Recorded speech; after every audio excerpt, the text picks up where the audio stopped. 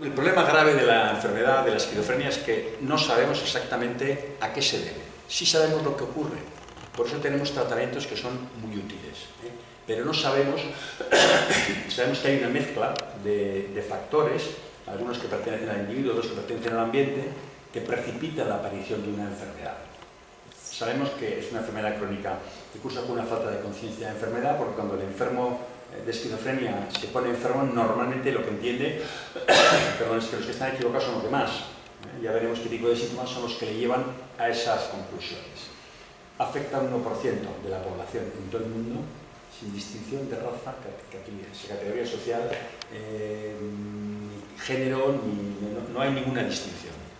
Y afecta a todo tipo de personas. Aquí está Van Gogh, que yo discrepo un poquito, he intentado quitar la foto pero no podía, porque Van Gogh es un enigma, si él era un esquizofrénico.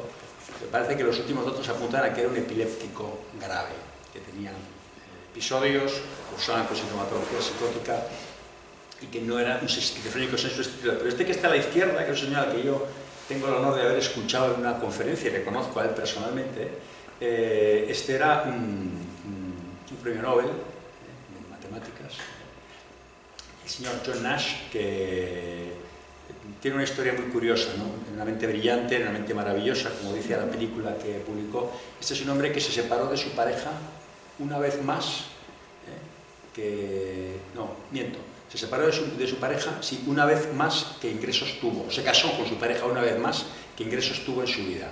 Porque quien detectaba la sintomatología, quien promovía las intervenciones que le hiciesen tratar era su mujer. Cada vez que le ingresaba se separaba, cuando recuperaba la conciencia se daba cuenta de las cosas y se volvía a casar. Entonces, creo que tuvo 4 ingresos en su vida, se separó 4 veces, se casó 5 con la misma mujer. Entonces, es una historia que ha sido llevada al cine y yo creo que ha sido fantástica porque efectivamente todas las mentes son maravillosas, hagan matemáticas o hagan cualquier cosa, y lo que se trata es de entender que esta es una enfermedad con un tratamiento y que lo que tenemos que hacer es disponer de buenos tratamientos, que eso tenemos, y saberlo los médicos transmitir a los enfermos, respetando los derechos que le concede la ley el que se tenga. Bueno, como decía, no se conocen muchos factores, algunos son factores individuales que dependen del propio paciente, tampoco se sabe. ¿Hay una herencia genética? Sí, pero eso ya he visto yo, familias enteras de las que sale lo que se llama el cariotipo, son la célula de un individuo con los pares de cromosomas y todos los familiares tienen la misma... Sabemos qué información es la responsable de que se desarrolle la enfermedad, pero no sabemos por qué la desarrollan unos sí y otros no, porque la diferencia que hay es que tienen colocada esa información genética en lugares diferentes de los cromosomas. Probablemente, si nos hiciesen a todos aquí ese cariotipo, muchas personas que hemos desarrollado la enfermedad, igual yo mismo, tenemos esa información en una posición que no ha justificado que se desarrolle la enfermedad. Entonces, no sabemos por qué esa herencia genética hace que se desarrolle en unas personas y en otras. Sabemos el valor que tiene, luego veremos, aumenta el riesgo de desarrollar una enfermedad cuanto más consanguinidad haya entre personas que han desarrollado la enfermedad. Y en el entorno es algo que se está estudiando mucho, porque también con la depresión está muy bien establecido. El sistema de vida que llevamos, este estrés ambiental, que va asociado con las situaciones que tenemos en la vida, con las formas que utilizamos para resolverlas. Muchas personas recurren al consumo de alcohol, al consumo de drogas. Todas ellas son sustancias neurotóxicas, son formas de respuesta que producen una toxicidad en el sistema nervioso central y que probablemente rodando en el mismo espacio en unas personas se desarrolla con sintomatología depresiva y en otras con una sintomatología de ese. Entonces, esa interacción, y hay pacientes con una mayor predisposición a padecer la esquizofrenia, que si se ponen en ese entorno que desencadena la aparición de una esquizofrenia, pues da lugar a la aparición de la enfermedad. Bueno, como les decía, ahí se ve, ¿no?, que existe una relación. La relación que nos dice que la herencia tiene algo que ver con la transmisión de la enfermedad es que en aquellas familias donde hay un hermano esquizofrénico, la frecuencia sube de un 1% a un 8%. Que las personas en los hijos de un padre esquizofrénico sube de un 1% a un 12%. Y en los hijos de 2 padres esquizofrénicos sube de un 1% a un 40%. Quiere decir que pasa de ser de 1 de cada 100 a 40 de cada 100. Yo creo que estas cifras suelen sonar muchas veces, ¿esto cuánto es? Yo suelo decir, cuando van ustedes por la calle un día cuentan 100 personas y entre esas 100 teóricamente se han encontrado con un esquizofrénico. Si van en los hijos que tienen 2 padres esquizofrénicos de cada 100, 40, casi la mitad, son esquizofrénicos. Entonces, no encontramos la razón del por qué, pero está claro que existe una relación clara. También se ha visto que las complicaciones en lo que se llama la fase perinatal o previo al nacimiento y durante el nacimiento, que se multiplica por 3 el riesgo de desarrollar una esquizofrenia en los bebés, los fetos que tienen una infección vírica, y en aquellos niños que tienen un trauma fetal por una hipoxia durante el parto y bueno, tienen una situación extremadamente grave desde el punto de vista de salud. Y la influencia ambiental, pues aquí están los acontecimientos cercanos, todo lo que es el trabajo, el paro, la pérdida afectiva, las discusiones familiares, el consumo de tóxicos y el entorno social. En ese sentido, decir que el estrés, el alcohol, las drogas, son sustancias neurotóxicas, generan una respuesta dentro del cerebro que produce una toxicidad neuronal. Eso en la depresión lo tenemos más o menos ya establecido. Me parece que también ocurre con la esquizofrenia. Esa neurotoxicidad daña el cerebro, produce una respuesta en el cerebro que si no la tratamos con medicamentos da una respuesta clínica. Y así como en el caso de la depresión parece que es reversible, en el caso de la esquizofrenia, por ahora, con lo que sabemos, no. Entonces, ¿esto qué quiere decir? Los enfermos deprimidos se suelen recuperar normalmente al 100%, y un enfermo esquizofrénico, y de aquí la importancia de la adherencia de lo que vamos a hablar hoy, si tiene recaídas, las recaídas condicionan una peor evolución. La depresión también, pero la recuperación siempre es más funcional que la que puede tener un esquizofrénico. Es tener un entorno social estable, no consumir drogas, hacer una vida sana, tener una alimentación adecuada, pues, aparte de hacernos ganar el cielo, que dicen, probablemente nos va a dar unas condiciones de salud mejores y va a condicionar que tengamos menos riesgo de desarrollar enfermedades psiquiátricas en general y la esquizofrenia en particular. Bueno, sabemos la esquizofrenia que es una enfermedad de personas jóvenes, eso así ya lo describió hace muchos años Kraepelin, que era un psicopatólogo, él tiene un manual de psicopatología alemán, y él le llamó la demencia precoz porque él observaba que había un grupo de población de personas muy jóvenes que en muy poco tiempo desarrollaban un cuadro de deterioro muy similar al que tenían los ancianos, que se demenciaban con muchísima edad. Luego hemos visto que eso tiene una correspondencia en las imágenes que hay dentro del cerebro, que las personas, además no todo el mundo es igual y seguro que hay más de un tipo de esquizofrenia, pero sobre todo tiene mucho que ver con la forma de aparición, con los factores asociados, sobre todo el consumo de drogas, y con la adherencia al tratamiento, que haya unos cambios que se pueden objetivar en imágenes, en neuroimagen, una disminución del tejido cerebral, un aumento de lo que se llaman los ventrículos, y va asociado con una pérdida de una serie de capacidades que luego describiré. Pero el nombre veía, de ahí, demencia precoz, era un cuadro de demencia que afectaba a personas jóvenes, sin saber por qué. Es una enfermedad en principio para toda la vida, prefiero decirlo así, cada uno lo tiene que asumir y es función de nosotros los médicos el poder establecer, el poder explicar eso cómo es. Y es muy importante el tratamiento, porque como dice muy bien ese gráfico, veremos que, al principio he dicho, tiene síntomas positivos y síntomas negativos. Cuantas más recaídas hay, la aparición de síntomas negativos, que son todos los que afectan a la esfera de la voluntad, la iniciativa, la capacidad de iniciar y mantener una tarea, se agudizan, y entonces ahí se produce lo que se llama un deterioro y una cronicidad con una baja respuesta del paciente a cualquier estímulo. ¿Qué sucede en la mente del paciente? Esto sí sabemos qué ocurre, esto ya lo sabemos. Y eso también lo ratifica un poco lo que sabemos que ocurre en las personas que consumen drogas, porque muchas personas que consumen drogas, el consumo de drogas precipita la aparición de una enfermedad, de la esquizofrenia o de un trastorno bipolar. En otros pacientes lo promueve, en otros momentos lo desencadena. Hay personas que consumen drogas, dejan de consumirlas y no les pasa absolutamente nada. Entonces veíamos que efectivamente las drogas inducen un tipo de respuesta y un tipo de síntomas en personas que solo consumen drogas, que no tienen otros síntomas, cesado el consumo, los mismos que los esquizofrénicos. Y vemos efectivamente que las anfetaminas, que la cocaína, la marihuana, todos son sustancias que producen un aumento de la actividad de un sistema de neurotransmisión. La neurotransmisión, los neurotransmisores son unas sustancias que utiliza el cerebro para que el impulso nervioso se pueda transmitir de unas células a otras. Entonces, hay 3 neurotransmisores básicos. Todo el mundo ha oído hablar de la serotonina y de la noradrenalina, son muy importantes en la depresión, también en la esquizofrenia. No se ha oído hablar tanto de la dopamina, que es la responsable de las conductas de refuerzo. Detrás de cada adicción hay un aumento de la producción de dopamina, pero en la esquizofrenia lo que sabemos es que el aumento de la actividad del sistema dopaminérgico, por alguna razón, se dispara la liberación de dopamina, y cuando la dopamina se libera en mayor cantidad, activa receptores, actúa sobre los receptores que responden a ese neurotransmisor, y no solo responden aumentando su efectividad, sino que se despiertan receptores que están dormidos, por decirlo de alguna manera. De alguna manera el sistema nervioso lo que tiene que hacer es recibir ese aumento de sustancias. ¿Y qué es lo que hace? Aumenta la superficie sobre la que cae, por decirlo de alguna manera, esa lluvia, y esa lluvia de ese neurotransmisor lo que hace es producir una sintomatología que ahora vamos a ver en qué consiste. Ahí se ve la dopamina, los receptores de dopamina, y en una imagen un poco más clara ahí tendríamos, ¿no? O sea, tenemos lo que se llama una neurona, la unión de dos neuronas, y en ese espacio la dopamina es la que transmite una información, facilita la información, la transmisión de la información. Entonces, en la parte de arriba vemos como una persona sana pues hay una liberación de dopamina, que es empírico, es esa cantidad, y en una persona que tiene una esquizofrenia lo que ocurre es que eso se multiplica.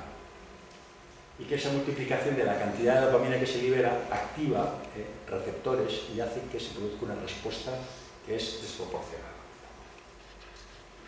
¿Qué ocurre? Se produce una enfermedad que cursa con dos tipos de síntomas. Unos se llaman positivos, son normalmente los que van asociados con trastornos de conducta aparatosos y llamativos. Son las alucinaciones, son las ideas delirantes, es la agitación, y hay una serie de síntomas negativos que lo que hacen es producir una reducción de funciones que van relacionadas con la voluntad. Hay una apatía, hay una falta de iniciativa, hay una pérdida de interés por las cosas, una dificultad para concentrarse. Y eso evoluciona mucho peor, son mucho más patentes en la medida que un paciente va evolucionando a lo largo del tiempo sin tratamiento. Entonces ahí están los síntomas positivos, son las ideas delirantes, las alucinaciones, el lenguaje y el pensamiento desorganizado, la agitación y la conducta excéntrica. Y los síntomas negativos son el aplanamiento afectivo, es algo que parece que los pacientes no responden. De hecho, esta fue una condición durante la Segunda Guerra Mundial. En los bombardeos que sufrió Londres, está descrito cómo sorprendía que las personas más efectivas en el tema de desescombro y recuperación de cadáveres eran los esquizofrénicos, porque afectivamente están menos afectados que personas normales. Ese aplanamiento afectivo les convirtió en personas extremadamente útiles en una situación en que aquello era un horror. Estás sacando cadáveres donde te encontrabas con personas conocidas y te encontrabas con gente de tu barrio, y ellos trabajaban con efectividad porque les afectaba menos lo que ocurría. Eso no es deseable. Se trata de que la gente mantenga una capacidad de respuesta, y afortunadamente hoy no hay guerras de ese tipo. Si la hay, no lo sacará nadie, ni esquizofrénicos ni no. Y eso es algo, hasta dónde puede llegar ese aplanamiento afectivo, que en esas situaciones de emergencia suelen actuar pues, de una forma menos implicación personal. Hay una falta de lógica, hay la apatía, una aburia, no disfrutan con las cosas, hay un aislamiento social, hay un negativismo, normalmente se ponen a hacer cualquier cosa. Las alucinaciones, estas son impresiones sensoriales que no existen, o sea, intervienen los órganos de los sentidos. Y en los esquizofrénicos, básicamente, el sentido que está afectado es el oído. Oyen voces de personas que les pueden hablar en segunda persona o comentan cosas de ellos como me estáis oyendo a mí. Entonces, oyen voces de personas que le insultan. Tú eres un tal, te voy a matar, van a venir a por ti. O voces de personas que dicen, está limpiando la ropa, dígale. Lo oyen con una gran fiabilidad, exactamente igual como yo, un poquito más bajo, y eso hace que los que sois enfermos lo sabéis porque lo habéis experimentado, los que no, poneros en esa situación, el horror que supone, porque te sacan de una realidad donde además te encuentras que el resto de las personas que están a tu alrededor no entienden lo que les dices. Tú les dices que te están hablando y todo el mundo busca una explicación lógica, cuando la explicación es una explicación un poco más compleja. Normalmente son auditivas, raras veces. Cuando hay una alucinación visual, el problema es un problema orgánico. O hay una cuadro de abstinencia, o hay un tumor frontal, o hay una deprivación sensorial, otra cosa. El resto de los órganos de los sentidos, yo la verdad es que una sola vez he visto, y era un enfermo extremadamente grave. Las alucinaciones preferentemente son auditivas. Las ideas delirantes son creencias falsas, es una idea es una interpretación que se hace de la realidad que no es correcta, y que dice, por ejemplo, esta señora que se está arreglando el abrigo, el esquizofrénico piensa, está mandando una señal a mi amigo Juanjo que está ahí detrás para que me haga una seña y me diga X cosas. ¿Qué ocurre? Tenemos una tendencia a intentar darle lógica a algo que no tiene. Cuanto más argumentamos con un paciente en esta situación, más razones le damos para dudar de nosotros. Porque una de las características del delirio es que es una idea, es una interpretación de la realidad anormal, no correcta, que puede ser posible, es posible, no probable, pero posible, y que no se puede modificar con la sugestión. Entonces, intentar argumentar a una persona que dice que el fotógrafo está transmitiendo mi imagen a través del satélite no se puede argumentar. Además, hoy en día es extremadamente probable. Durante muchos años, uno de los delirios, ahí están, los de perjuicio, persecución, referencia, pero los de persecución, que ponían cámaras que sacaban desde el espacio, pues al final resulta que esas cosas terminan siendo posibles, ¿no? Pero esas ideas hacen referencia a estos temas.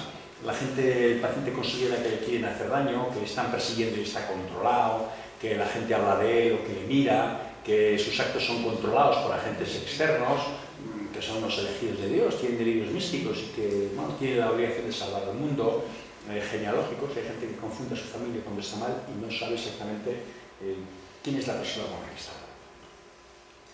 Otros síntomas son el lenguaje desorganizado, un comportamiento desorganizado, y no me voy a meter.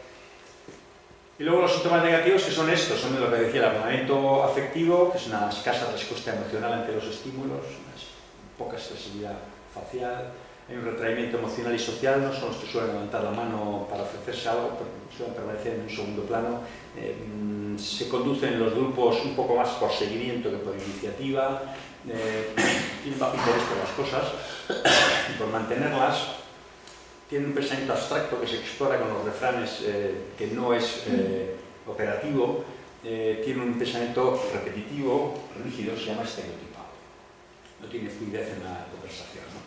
Con el paso del tiempo, si el paciente está sin tratar, se va produciendo lo que se pasa de los síntomas positivos a síntomas negativos, en lo que se llama un deterioro, que es ya un abandono del autocuidado, un abandono de funciones básicas, una pérdida de la actividad social, encerramientos, se encierran en sus espacios, en espacios pequeños, con las persianas bajadas, en unas condiciones higiénicas pues, que no son las más adecuadas, porque bueno, cuanto más alejados están del entorno, más seguros se sienten. En la realidad es justo la misma.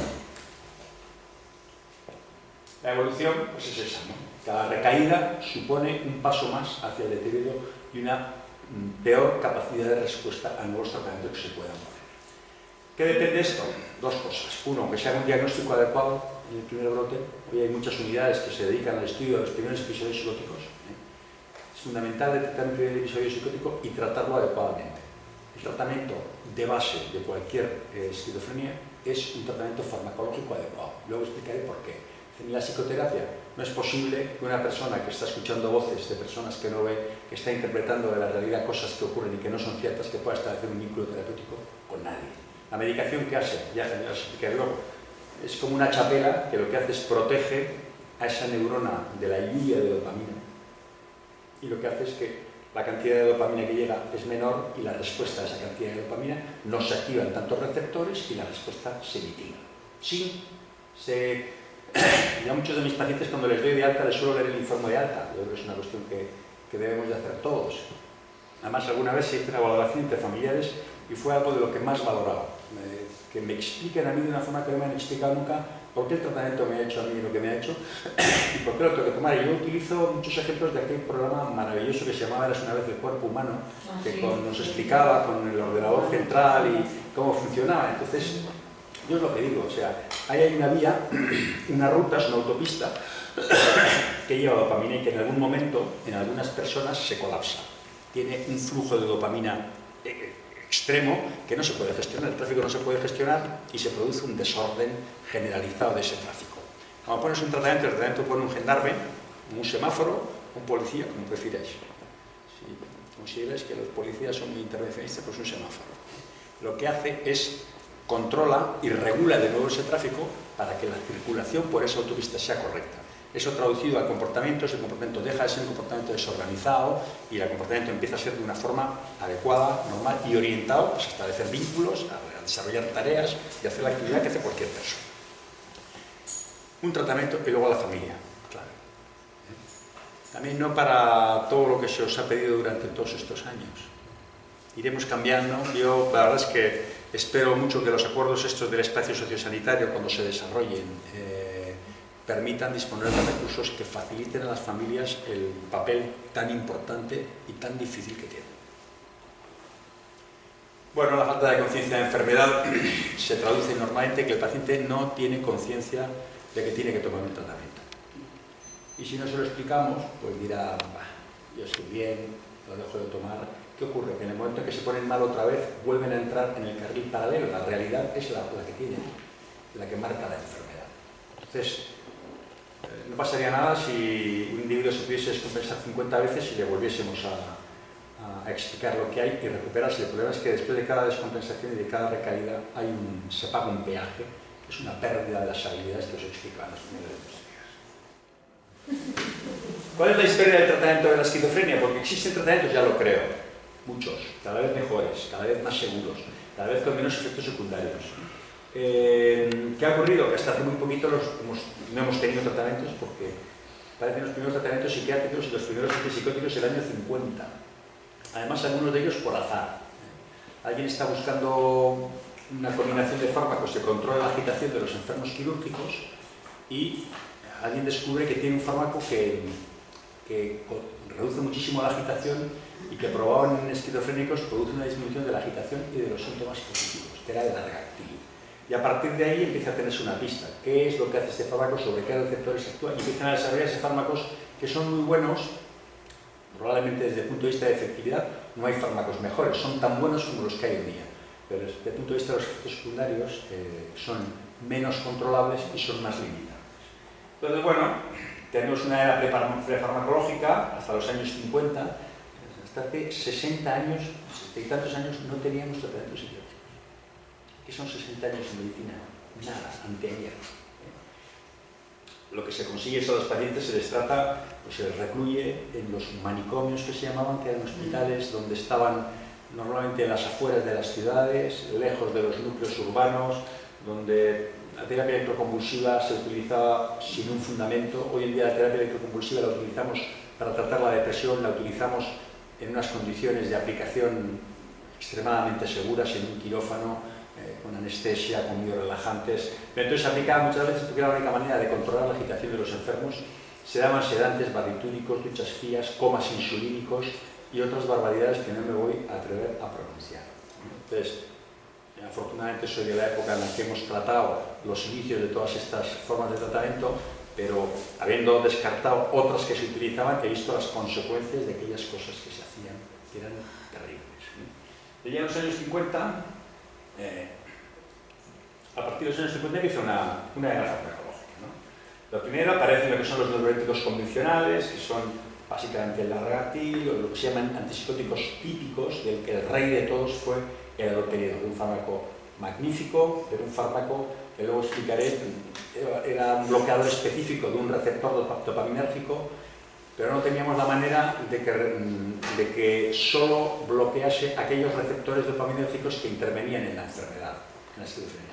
Bloqueaba todos los receptores dopaminérgicos, claro, hay receptores de la dopamina que no interesaba bloquear, porque si los bloqueabas te producían un parkinsonismo, producían una serie de enfermedades graves que no se podían controlar. Se mitigaban poniendo correctores, pero suponía decirle a una persona joven que tenía que estar con una rigidez, con un embaramiento, con una sensación de inquietud extrema que se resolvía parcialmente poniendo otras boticas, pero tenía que empezar a tomar muchas cosas, ¿no? Disminuían los síntomas, sobre todo los positivos, no así los negativos, pero eran fármacos que, si partimos del inicio de que la esquizofrenia es una enfermedad de personas jóvenes, tener a una persona que debuta con 19 años toda su vida con un Parkinson inducido por la medicación era muy complicado. Entonces, ¿qué pasaba? Que eran muy frecuentes los abandonos del tratamiento. Se inicialmente fueron orales, pero luego bueno, también se fueron apareciendo los fármacos inyectables y se encontró una formulación que era, se disolvía el principio activo de un fármaco en una mezcla grasa, en un vehículo graso, que se llama un excipiente, se inyectaba esa grasa con el principio activo, se fijaba en la grasa muscular y se iba liberando más o menos de una forma estable a lo largo de 3 o 4 semanas. Pero bueno, tenía el mismo defecto que los demás, producía un embotamiento afectivo, producía un embotamiento cognitivo, producía un parkinsonismo y lo que se llaman los síntomas extrapiramidales muy limitados. ¿Qué pasa? A partir de los finales de los 70 empiezan a aparecer los antipsicóticos atípicos que son más eficaces, son más seguros. ¿Y qué es lo que hacen? ¿Actúan sobre otro tipo de receptores? No. Bloquean los receptores de la dopamina, pero lo que tienen es, no solo bloquean los de la dopamina, sino los de otros neurotransmisores. Y no sabemos por qué razón, cuando se bloquean los receptores de la dopamina y la serotonina por un mismo fármaco, se permite un mayor bloqueo, una mejor respuesta y menos efectos secundarios. Tienen efectos secundarios. La mayoría de ellos van asociados con el aumento de peso. Pero es más fácil controlar el tema del aumento de peso con un programa psicoeducativo, un parkinsonismo que radica dentro del cerebro. El aumento de peso también es por una cuestión que ocurre dentro del cerebro. Se estimula el apetito, pero lo que podemos es enseñarle a la gente a combinar las pautas de una higiene alimentaria con una higiene en la actividad física, y es más fácil que podamos corregir ese efecto secundario, porque yo tengo pacientes que han ganado 20-25 kilos y luego se han perdido. Un programa riguroso que les muestra cuál es el camino para controlar este efecto secundario.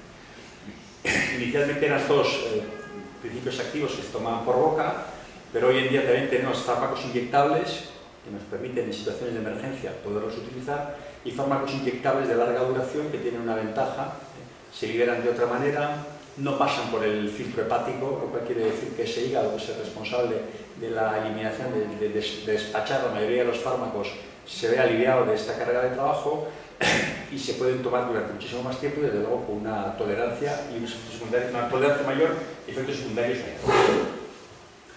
Los antipsicóticos lo que hacen es esto, ¿no? Alivian los síntomas, regulan la actividad de los neurotransmisores, inicialmente el exceso de la actividad de la dopamina, y lo que hacen es eso, bloquean esos receptores de manera que, lo que hemos visto antes, a un esquizofrénico se sigue produciendo dopamina, pero no hay respuesta.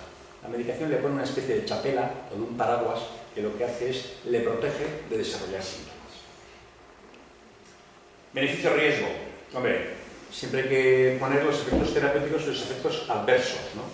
Entonces, siempre ha predominado durante muchos años el prejuicio que tienen los enfermos sobre lo que pasaban anteriormente.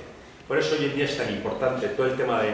Yo les animo a todos, aquí hoy ya sé que les cuentan el tema del empoderamiento, que está promulgando la OMS en todo tipo de pacientes, especialmente los enfermos mentales, que se lean la ley de autonomía, la ley 41/2002, 41/2002, que dice hasta dónde llegan los derechos de un paciente en el tema de la autonomía, de la información, del consentimiento a recibir tratamientos, de negarse a recibir tratamientos, en qué condiciones se puede dar un ingreso involuntario y en qué condiciones no, en qué condiciones se puede dar un tratamiento involuntario y en qué condiciones no.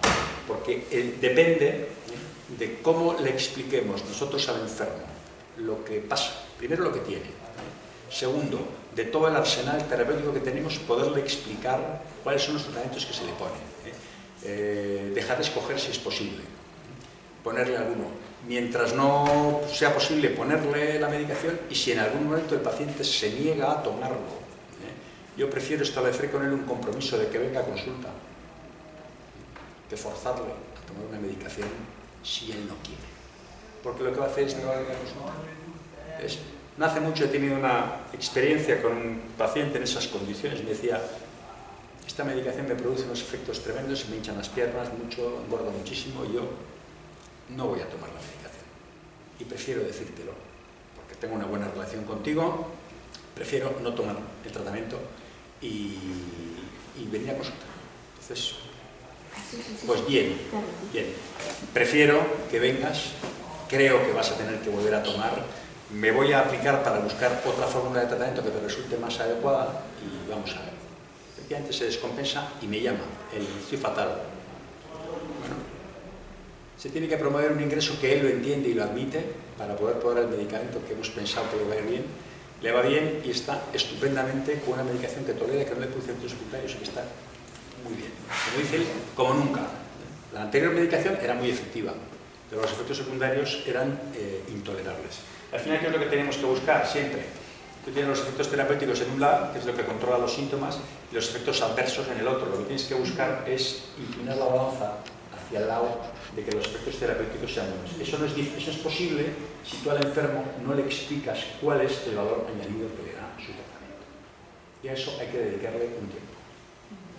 Pero tanto hay pacientes que no quieren y no quieren, pues como cualquier otro individuo. A veces te dicen, por este hay que obrar de esta manera. Pues habrá que obrar de esta manera cuando se den las condiciones que pueden favorecer que haya una intervención de urgencia o una intervención judicial.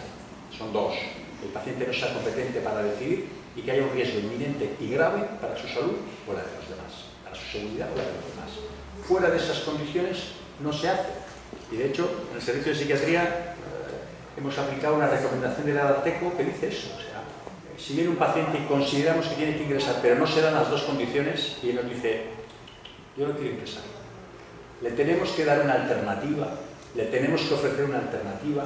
Si está usted mal, vuelva otra vez. Esta es nuestra, aquí va a haber siempre un psiquiatra de guardia, vaya usted mañana a su centro de salud mental, esta es su dirección, este es su teléfono, le vamos a dar esta medicación para que la tome por ahora, informamos a la familia, y el paciente que no quiere ingresar y no tiene, es competente, o no tiene un riesgo inminente y grave, no ingresa. Y el que tiene esas dos circunstancias, tenemos que cumplir con lo que dice la ley. Que muchas veces se decía, ingrésemelo. En el caso de los esquizofrénicos, que parecía que podían tener comportamientos peligrosos, y en realidad no es así tampoco. Los enfermos esquizofrénicos pueden ser peligrosos cuando están descompensados. ¿Qué ocurre? Que cuando un esquizofrénico hace algo, aparece en la primera plana de los periódicos diciendo, pues todas esas cosas que se dicen, ¿no? Anda un tipo loco suelto. No. Los esquizofrénicos son más veces víctimas de agresiones que agredir ellos. Cuando agreden, este tema del estigma hace que el tratamiento mediático sea grande, y lo que se busque es decir, hay que tener cuidado con estas personas, ¿no? Pero un ejemplo de los pacientes que han venido ingresados contra su voluntad muchas veces a la policía municipal, a los servicios sociales, sean los alcohólicos. Hoy en día eso no es posible. Entonces, cuando ingresamos a un señor contra su voluntad, tiene que haber en la urgencia el médico de guardia detectar que se den estas dos condiciones. Y al día siguiente le tenemos que volver a valorar al paciente y le tenemos que informar de sus derechos, porque no se tiene conciencia que ingresar a una persona en un servicio de psiquiatría es privarle de libertad. Entonces, detrás de la cárcel, nosotros somos los psiquiatras los que estamos más cerca de privar de libertad a los demás. Y hasta hace poco lo hacíamos con más salero que cualquier juez. El juez, para mandarle a alguien a la cárcel, tiene que tener una sentencia, fundamentos de derecho, antecedentes, pim, pam, pum, sentencia. Nosotros le ingresamos y no damos explicaciones.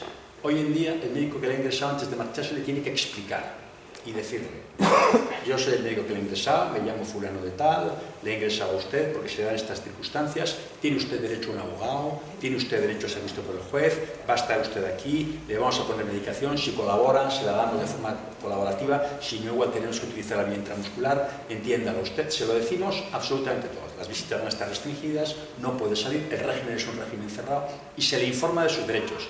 Y ya ha habido otras personas que han pedido un abogado. Claro, cuando el abogado viene y tiene dos dedos de sentido común y ve que la situación es la que es, habla con su cliente, promueve el ingreso hasta que el paciente esté bien. Pero hoy en día, si viene un abogado y ve que tenemos a un paciente, porque hay usted saber por qué, nos dice, se llama a la juez y dice, esto no es posible. Entonces, el planteamiento con los enfermos mentales empieza a ser de ese tipo que ya era ahora. Tiene derecho a decidir. Nosotros decidiremos con él cuando no es competente o cuando tiene un riesgo inminente y grave para su seguridad o la de los demás. Bueno, importancia del tratamiento y que el tratamiento sea constante. Es que es absolutamente necesario el tratamiento para controlar los síntomas y las conductas que van asociadas, para evitar las recaídas, las hospitalizaciones y las situaciones de gravedad que se dan, para mejorar la relación familia-paciente. La ventaja que van a tener hoy en día los antipsicóticos de acción prolongada son estos inyectables que se ponen una vez cada 15 días o una vez al mes, es que a la familia le quitamos la tarea de estar, ya te has tomado la pastilla, ya te la has tomado, no te la has tomado. El enfermo le cuesta entender también que el familiar de cualquier enfermo se ocupa de su pariente enfermo. Entonces, además es muy reconfortante, ¿no? Cuando una persona sale de un hospital todos los familiares quieren ver si le pueden hacer una cura o hay algo que puedan hacer por él. Implicarse en el cuidado de un familiar es muy reconfortante para alguien que cuando tiene a su familiar ingresado está pensando cosas terribles, ¿no? Aquí pocas cosas hay que se puedan hacer, pero sí dar la medicación. A veces también, si le explicas al paciente que el interés que tiene su familia es ese, se baja la tensión. Pero hoy en día, si consigues poner medicación de acción prolongada, esa tarea de control policial que se le atribuye a las familias, pues no existe. En cualquier caso, si el paciente no quiere tomar una medicación inyectable de acción prolongada, hay que darle las alternativas y hay que decirle que el papel de la familia es el que nosotros le atribuimos un poco, no pensando solo en que el paciente no tenga síntomas, sino que ellos también entiendan que pueden hacer algo. Porque hasta ahora, una de las cosas que os pasaba a los familiares es que por alguna razón se os atribuye la culpa de casi todo, cuando nadie tiene la culpa de estar enfermo. La enfermedad es una cosa que ocurre a pesar de lo que todos deseamos. Bueno, un paciente que sigue el tratamiento puede hacer estas 4 cosas, ¿no? Puede mantener la funcionalidad, puede seguir dando sus clases de matemáticas con el señor Nash, y casarse 5 veces.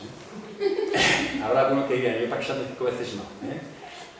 Puede evitar recaídas, puede incorporarse a psicoterapias que también son necesarias. No tiene que ser una psicoterapia profunda, es una psicoterapia donde se hable de los hábitos de vida, donde se hable de habilidades sociales, donde se hable de recuperación de funciones. Puede incorporarse también, puede mejorar su calidad de vida, puede ser una persona con los mismos derechos y los mismos funcionamientos que otra persona que no tiene esa.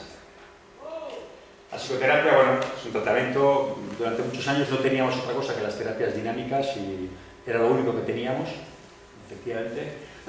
Hoy en día es poco probable que se mande un paciente esquizofrénico salvo que tenga un problema que él pueda reconocer, tenga una capacidad de introspección importante.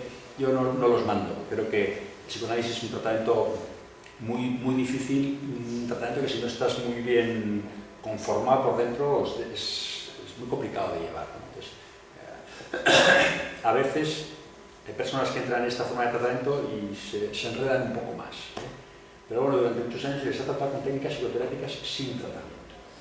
Hoy en día cualquier técnica de tratamiento es válida siempre y cuando un paciente esté estabilizado con la medicación. Luego, otra cosa, parece que la psicoterapia durante muchos años yo soy conductista o yo soy cognitivo-conductual o yo soy psicoanalista y yo solo puedo aplicarle a un paciente la técnica que yo sé. El tratamiento psicoterápico es una técnica que se adecua a cada paciente. No todos los pacientes pueden ser tratados con terapia psicoanalítica, no todos pueden ser tratados con terapia cognitivo-conductual y a cada uno le tienes que dar lo que le corresponde. Entonces, ¿qué tienes que conseguir para que eso sea posible? Que un paciente no esté teniendo síntomas, ni positivos ni negativos, que le impidan obtener un rendimiento de ese trabajo que se va a hacer. Bueno, tratamiento psicosocial, que es mucho de lo que hacéis en estos centros maravillosos que tenéis, lo que buscan es la reintegración social, activar la ocupación y las relaciones sociales y el interaccionar y el aprender de lo que hacen unos y enseñar a otros, porque eso para la autoestima de los pacientes de hecho es una propuesta que es muy válida para los mantener un contacto con el ambiente extrahospitalario y hoy yo sé que hay experiencias de personas que han salido de este centro o de la unidad de rehabilitación que hay aquí en el Paseo de Eriz y se han incorporado a programas de la calle normal sin decir quiénes son y han discurrido, su discurrir ha sido de cualquier otro ciudadano.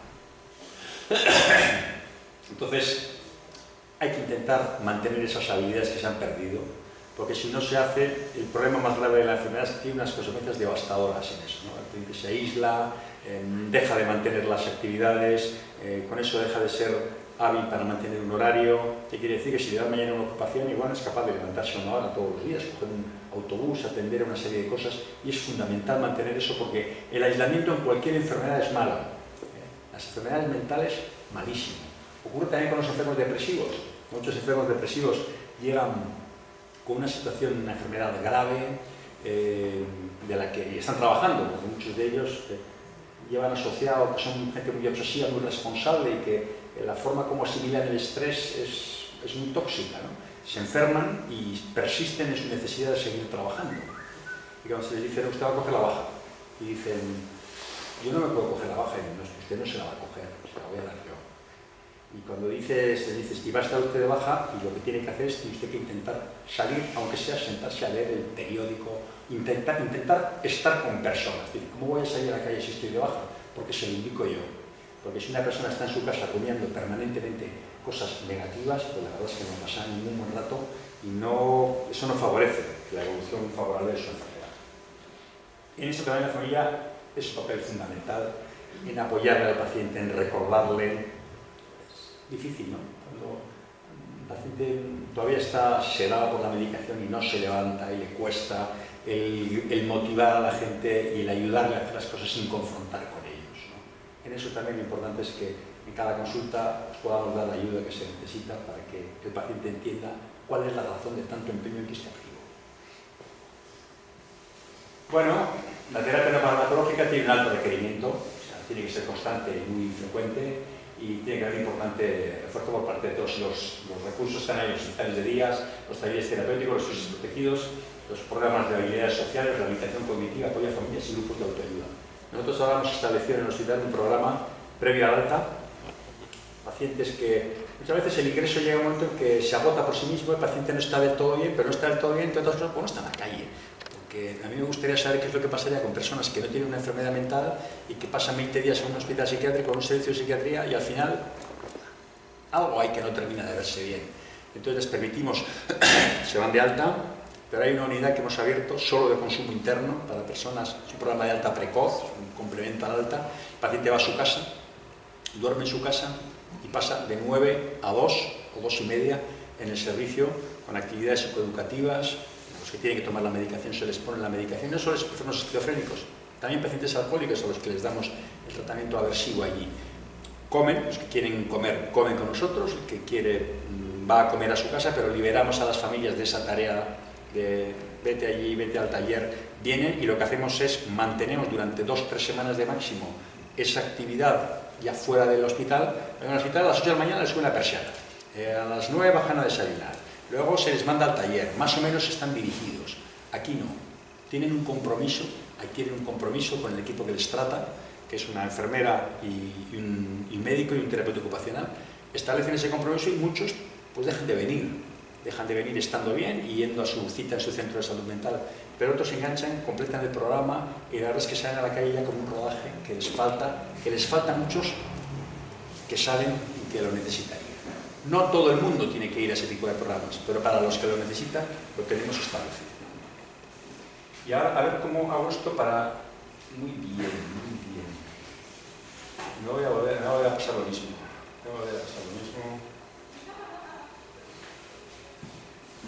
No, qué bien. Y esta es si sabemos dónde creo, esta es la parte más importante, ¿no?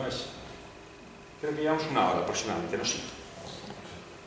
La adherencia, porque este es un concepto que ha cambiado.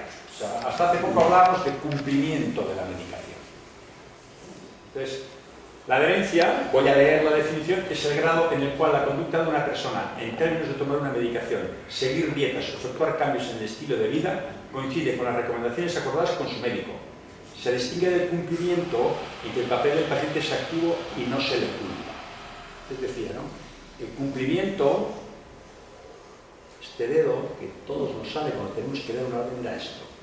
Tú tienes que tomar la medicación. Y la adherencia es otra cosa. Vamos a sentarnos, esto es lo que ha pasado, este es el tratamiento, ¿cómo te encuentras? No quiero tomar el tratamiento, ¿por qué no lo quieres tomar? ¿Qué es importante de tomarlo? Mira que lo que ha pasado es esto. Le explicas lo de las terminaciones dopaminérgicas. A uno les va lo de policía, a otro les va lo del semáforo, pero les explicas por qué existe una relación entre que tomen la medicación y dejen de experimentar esas cosas tan angustiosas que viven. El vecino les habla, el de al lado les sopla, que aquel les mira. Tú buscas esa explicación y es más fácil que luego el paciente acepte tomar un tratamiento que tú le puedas ir ofreciendo otras cosas. En función de los perfiles, hay gente que es muy cumplidora, toma la medicación oral y dice, no, yo no me quiero pinchar que me dan miedo las aguas. Bueno.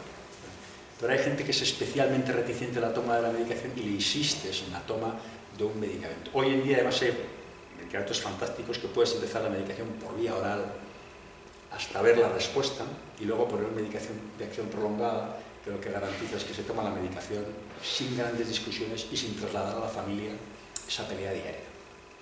Entonces, ¿por qué primero la medicación oral? Porque muchas veces no sabemos el tipo de respuesta que va a tener un paciente. Tú le das una medicación oral a un paciente y tiene unos efectos secundarios indeseables, adversos, que son muy incapacitantes. Si le mantengo con esto, no lo va a tomar.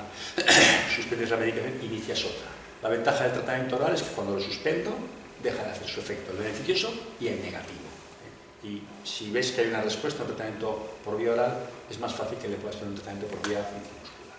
Pero la adherencia es un concepto dinámico, no es un concepto estático, es un concepto al que se llega a través de un acuerdo con el paciente, y ese acuerdo no se puede llegar si no hay información, como el de los ingresos. ¿Por qué los pacientes no toman correctamente la medicación? Hay cosas que están relacionadas con su patología y con el estado en el que están. A veces los pacientes no se encuentran fatal y no quieren tomar la medicación porque entienden que les queremos envenenar. Hay factores relacionados con el paciente está bien, pero tiene un mal recuerdo de los tratamientos y él no los quiere tomar. Hay factores relacionados con la relación médico-paciente. No confío en lo que me ha dicho el médico, no confío y no lo quiero tomar. O hay factores relacionados con el propio tratamiento, que produce efectos secundarios indeseables. Entonces, ¿cómo aumentar la participación en la toma de las decisiones? Pues hay que explicar al paciente la enfermedad y los tratamientos, algo que hasta hace poco no se hacía, como os decía, no sabíamos. Al esquizofrénico no sabíamos qué decirle que le ocurría. Sabíamos que pasaba algo con la dopamina, pero hoy en día lo sabemos. Y lo expresamos con diapositivas y lo ponemos en 3 dimensiones. Hay que saber lo que espera el paciente del tratamiento, corregir las expectativas que tenga, que creamos que no son ciertas, siempre con el máximo respeto. Hay que escuchar al paciente sin prejuzgarle. Hay que ayudar al paciente a tomar las decisiones. Y hay que aceptar que el paciente pueda hacer cualquier valoración, inclusive decidir no tomar los medicamentos. Si el paciente está estable, quiere decir que es competente para tomar decisiones y no existe riesgo inminente y grave, puede dejar de tomar la medicación y no habría un argumento legal para obligarle a hacerlo. ¡Qué barbaridad! Estoy convencido que llegaremos a más personas si ponemos en práctica esto, que pasará lo que pasó con mi paciente. Me dice, no la voy a tomar. Pues yo, cualquier cosa menos perder el vínculo que tengo contigo, le dije. Pues yo también. Entonces, prefiero decírtelo para dejar la medicación y ya no venir. Pues dejó de tomar la medicación, se puso fatal, me llamó para pedir ayuda y está fenomenal. Muy bien. No vamos a generalizar de un caso, pero está claro que en todos los ámbitos de las relaciones entre personas y entre animales. Cuando tratamos un animal, parece mentira, a veces tratamos un animal con cariño y con respeto y tenemos más cosas de él que si le maltratamos. Con las personas es igual. Si tú a una persona le das la opción de expresarse, si tú le dices que no estás de acuerdo, si lo expresas de una forma correcta, le dices, le recuerdas que tú tienes una autoridad y un conocimiento y le dices en qué, es más fácil que se deje convencer o que por lo menos no pierda el vínculo contigo. ¿Qué se descompensa? Aquí se descompensó, pero pudimos retomar el tema diciendo, bueno, ya hablamos de esto, ya te lo dije, ya te acordarás, pero a casi ninguno de nosotros nos gusta que nos obliguen a hacer nada. A ninguno. Y de hecho, cuando nos ponen un tratamiento antibiótico, uno de los problemas que tiene la sanidad es que se nos olvidan tomar a casi todos, algunos de las dosis que tenemos que tomar. Y no nos meten en ningún sitio, no nos ingresan para tomar la medicación antibiótica. Y genera un conflicto gravísimo, porque cuando no se toma un antibiótico de la forma correcta, los gérmenes que producen una infección se van acostumbrando y hoy en día la respuesta que hay a los antibióticos es pobre, porque la mayoría de los gérmenes se han hecho resistentes a los antibióticos por su mal uso. Las bacterias que eran liquidadas, eliminadas por los antibióticos, han ido mutando y se han ido acostumbrando, pues como en las cortes de Roma había personas que se iban habituando a los venenos que utilizaban con las dos manos por allí y llegaba un momento que se hacían inmunes. Aquí es igual. Este veneno que son los antibióticos para las bacterias, cuando lo van tomando, si no lo toman en la dosis adecuada que acaba con ellos, permite que sobrevivan y que aprenden y mutan, se hacen resistentes. Y a nadie le meten en un hospital para poner un tratamiento antibiótico. Encerrado, con 2 horas de visitas y sin derechos. ¿Qué predictores hay de que no va a haber una adherencia? Uno, que el tratamiento sea muy complejo. En eso también hemos avanzado. Antes se tomaban múltiples dosis de medicación. Hoy en día, si se puede poner en monoterapia, en monodosis, fantástico. Que hay una mala relación médico-enfermo. Eso le decís, si les da una cosa, además se puede poner, si se tiene que tomar por la noche, genial.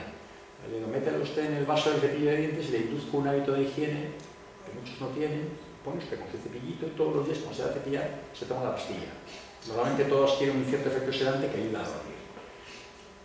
Uno es hacer fácil el tratamiento, explicar, buscar tratamientos con pocos efectos adversos y cuando van a ocurrir, explicar a la gente lo que le va a ocurrir. Le puede ocurrir esto y esto y esto. Si le ocurre, venga a verme. ¿Por qué? Porque igual se puede corregir o igual tenemos que hacer es cambiar la medicación. Pero a todos nosotros, si nos explica lo que nos va a ocurrir, nos lo tomamos mejor. Va a ir a tal sitio y va a tener cierta incomodidad. Vamos a imaginar que volar en un avión de aquí a Nueva York implicase todos los vuelos tener turbulencias.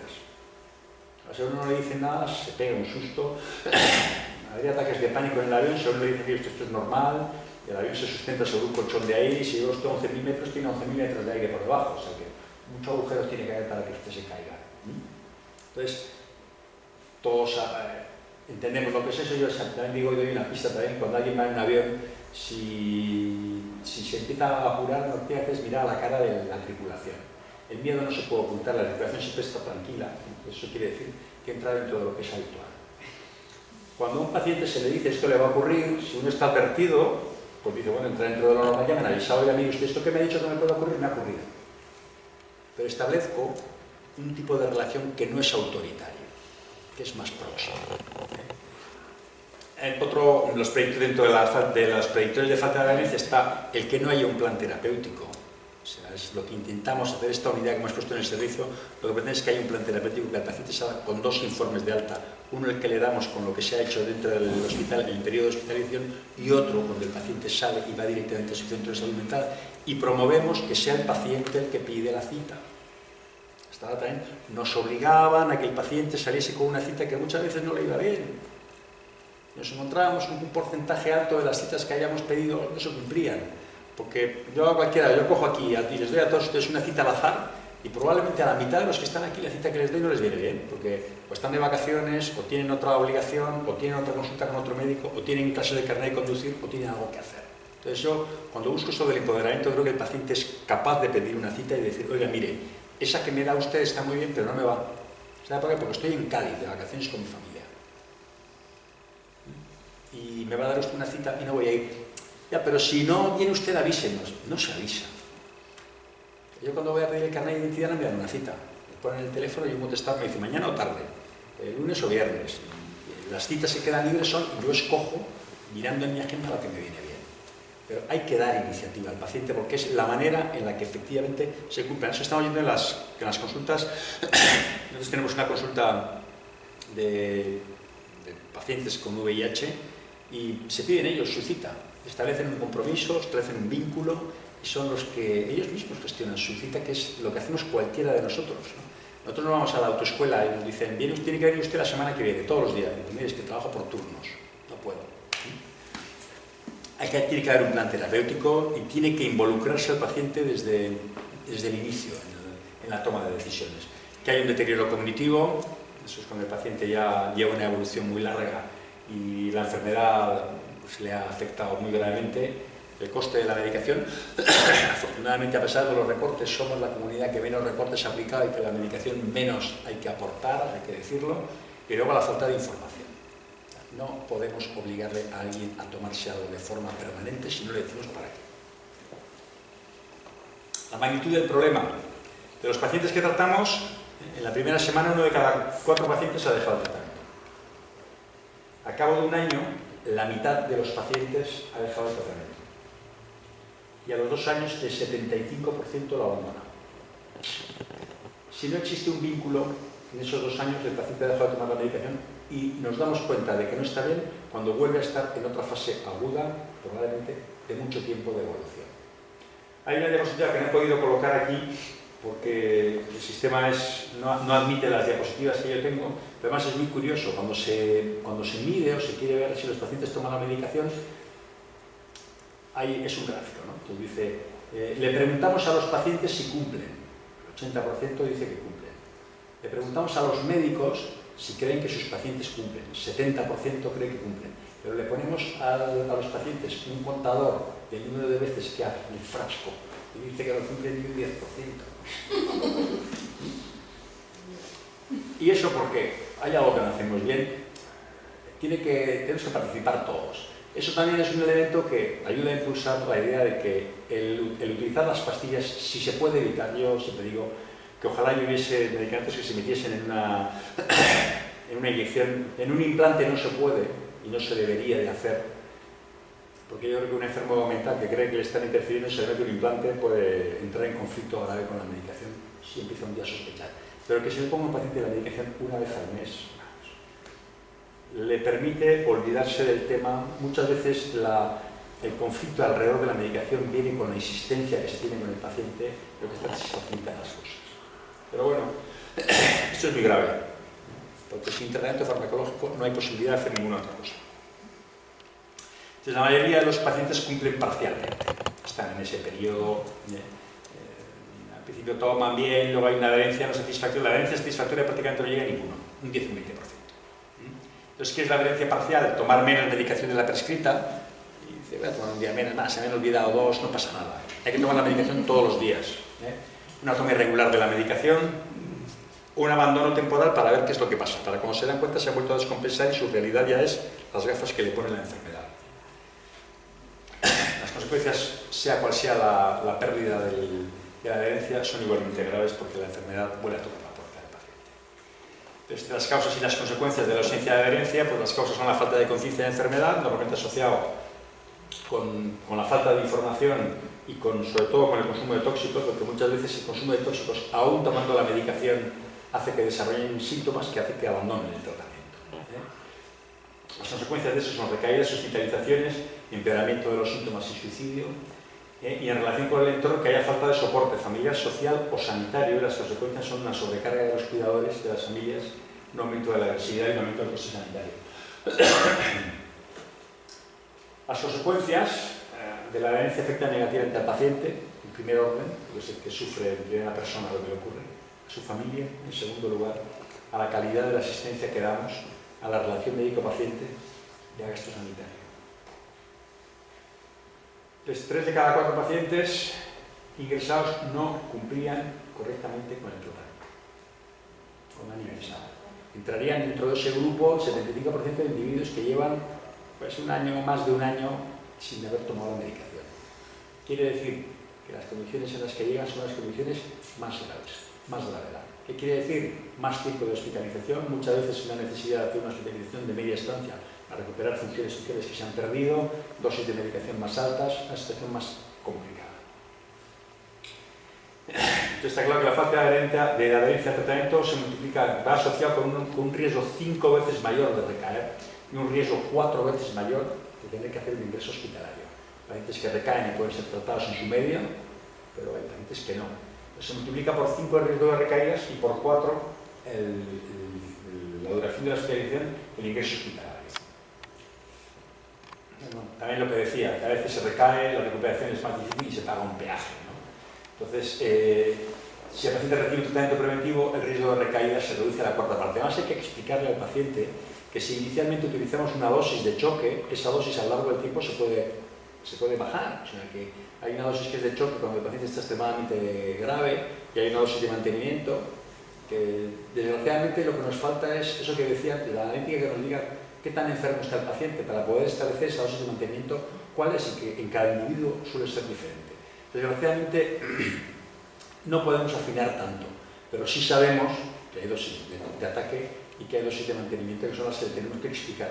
Estás tomando esta cantidad, pero a lo largo del tiempo los plazos son los que establecen las normas, son este, y a los 3 meses este, a los 6 meses esto, y al año esto otro. Y la dosis de mantenimiento que vas a estar tomando es esta, y seguramente es más tolerada. Las consecuencias de la falta de adherencia, pues ahí están. Aparte de la hospitalización, aparte de la recaída, el riesgo de suicidio aumenta considerablemente. Cuando hay adherencia, la frecuencia es de un 20%, cuando no hay adherencia, el riesgo es de un 73%. Esas imágenes que decía yo antes de contar por la calle, cuando alguien está en tratamiento, pues la imagen sería que 3 de cada 4 están viendo la tele en su casa, haciendo una vida normal, y cuando no están en tratamiento, 3 de cada 4 tienen que ir a una ambulancia para volver a ingresar. Entonces, la medicación no es una carga, es una ayuda. Y bueno, me queda una última,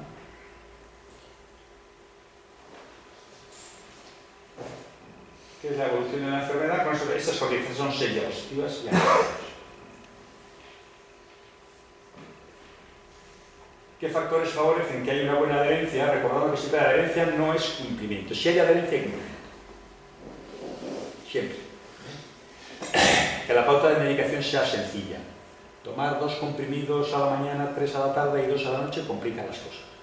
Tomar la medicación que tiene que ser justo después de comer complica las cosas. Que haya que hacerlo exclusivamente de una forma complicada no es útil. La utilización de antibióticos inyectables facilita la adherencia al tratamiento y evita las discusiones. Una buena relación médico-paciente y familia-paciente facilita también la adherencia, y una supervisión por parte del cuidador también.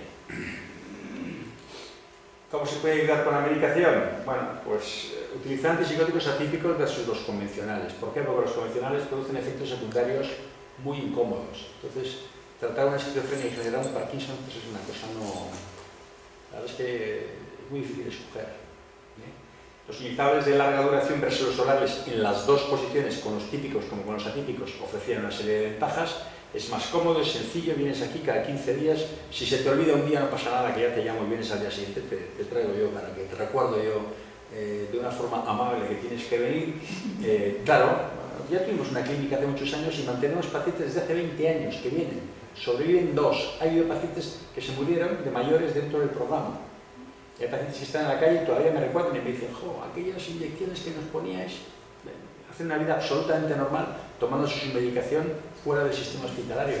Pero las 2 enfermedades que se dedicaban eran gente verdaderamente simpática y divertida y no había lo posible. Que venga, que sí, que no, que igual, no importa. Pero me han dicho, tienes el horario, le dije, los autobuses, ¿a qué horas pasaban? ¿No? Siempre había una ocurrencia, se establecía lo que se llama un buen rollo y se conseguía que los pacientes viniesen. Todavía hay pacientes hoy que vienen, hay 2 que sobreviven, hay pacientes que fallecieron dentro del programa sin haberse descompensado.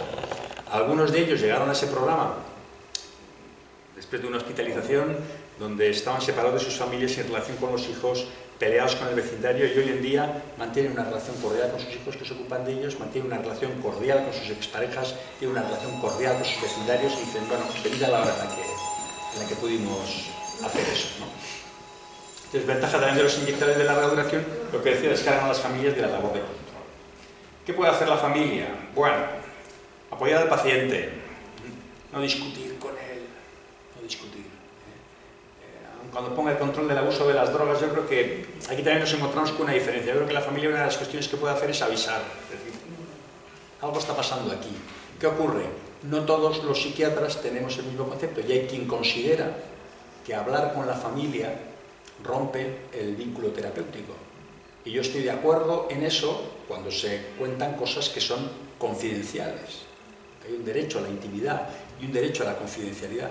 Pero si una familia me dice a mí, mi hijo está escondiendo la comida debajo de la cama y me estoy encontrándome las pastillas por ahí y entro a su habitación y hay un olor a María insoportable, yo creo que me lo debe decir y yo creo que le tengo que recibir, es personal.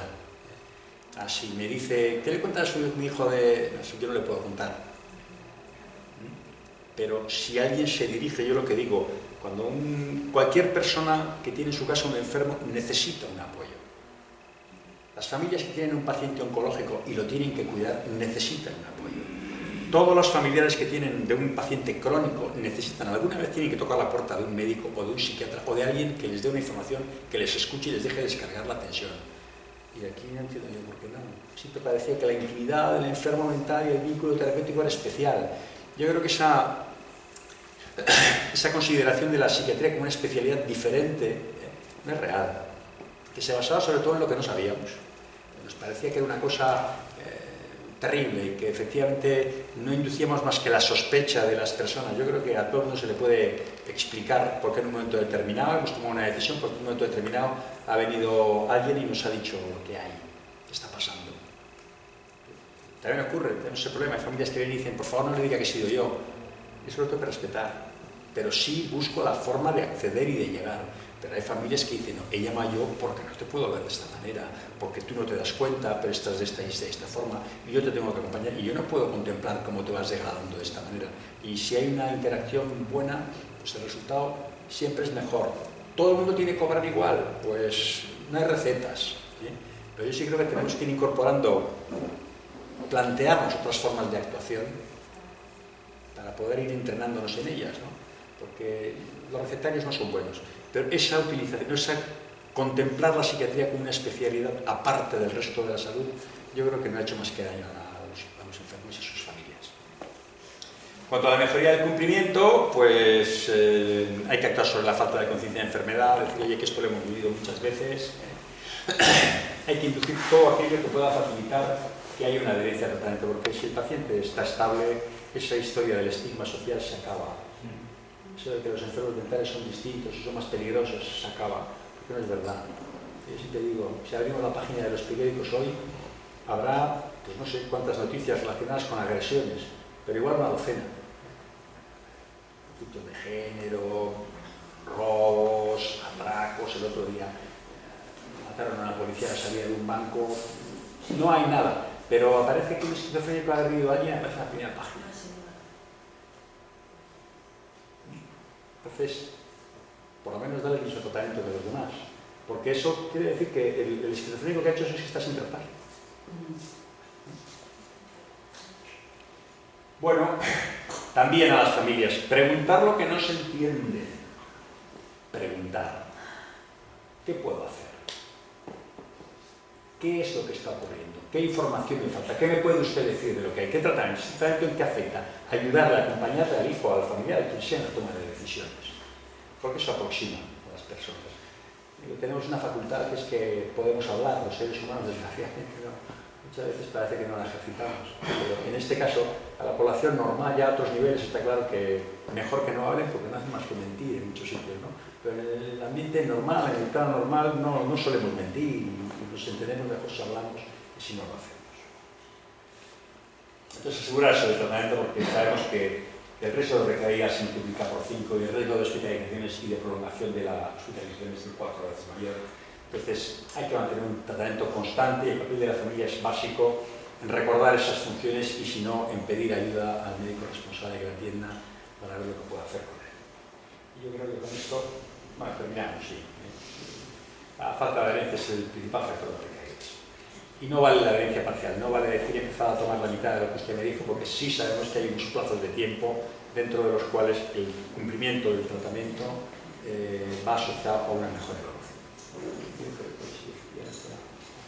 El tema de las drogas y el alcohol, eso está dentro del apartado de la familia, pero no estoy muy seguro de que las familias puedan hacer mucho en esto. Alguien defiende que hay que decirles a las familias que los hijos que consumen que no les den dinero, ya. Te les toca la tele, les toca el candelabro y tampoco es cuestión. Entonces, claro, no le dé usted dinero, ya, es que me falta una cosa, me falta la otra. Se promueven otro tipo de conductas, a alimentarlas en absoluto, pero yo creo que en eso la responsabilidad va por estratos, la responsabilidad profesional siempre es la máxima. La responsabilidad en el éxito del tratamiento es del enfermo, porque lo cumple. La responsabilidad en lo que no sale bien es preferentemente nuestra.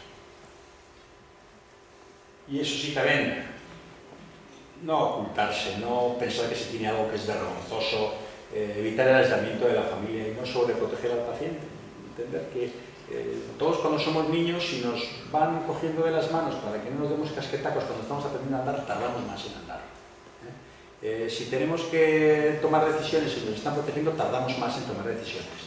Si nos están, cuando nos subimos al árbol, ten cuidado, pues nos caeremos más veces del árbol porque no hemos desarrollado las habilidades para hacerlo.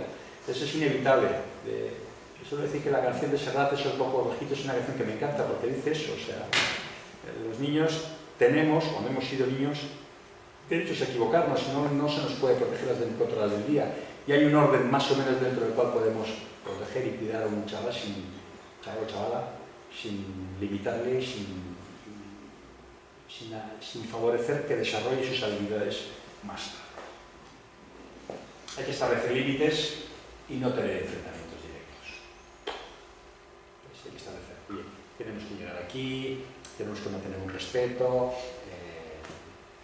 vamos a acordar lo que hay, en los momentos en los que el paciente está bien, y no discutir, porque claro, el paciente luego normalmente tiene que volver al mismo domicilio y las discusiones generan un quebranto y un desgaste en las relaciones muy importante.